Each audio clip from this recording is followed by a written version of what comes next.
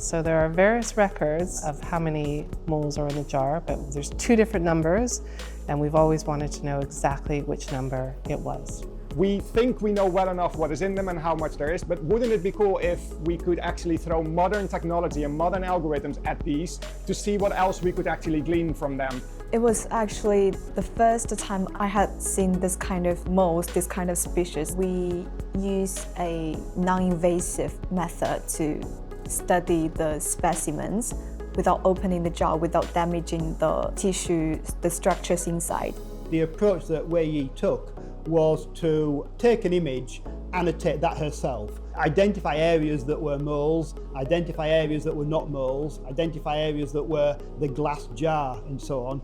And then the algorithm learns from having been trained on those different categories and can then apply its training to the rest of the image.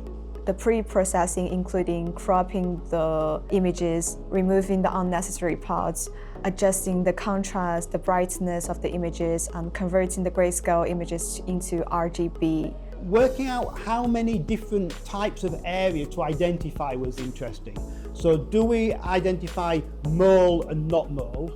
Do we identify bone, soft tissue and background? Do we identify the glass jar as a separate region, the lid as a separate region? A lot of small noise appeared during the segmentation process, misidentified as the moles in the counting stage. This led to a 80% inaccuracy. In order to overcome this, I can only manually erase all of these small blobs. We finally achieved a 0 to 6% inaccuracy, which is very accurate. So this shows that our method can be really reliable. We have 100,000 objects in the collection. I think there's several thousand, maybe 10,000 or more in jars. So if there was some non-invasive, non-destructive way of determining what was inside, that would be very useful to us. There was always a question around the exact number of moles in the jar. The number could have been 17 or it could have been 18, depending on which archival documentation record you were looking at. So it was absolutely fantastic to find out for sure that the number of moles in the jar is 17.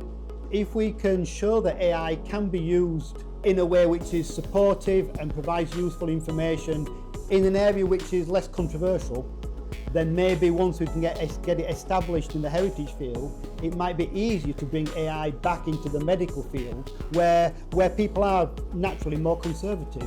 Following on the success of the first stage of our partnership with Medical Physics and the Hawkes Institute, we thought about, what else could we do that might be quite interesting? And all of a sudden there was this even crazy idea, wait a sec, we have access to the museum collections and we have maybe the most iconic object in the entire collection of collections. What if we scan Jeremy Bentham's real head?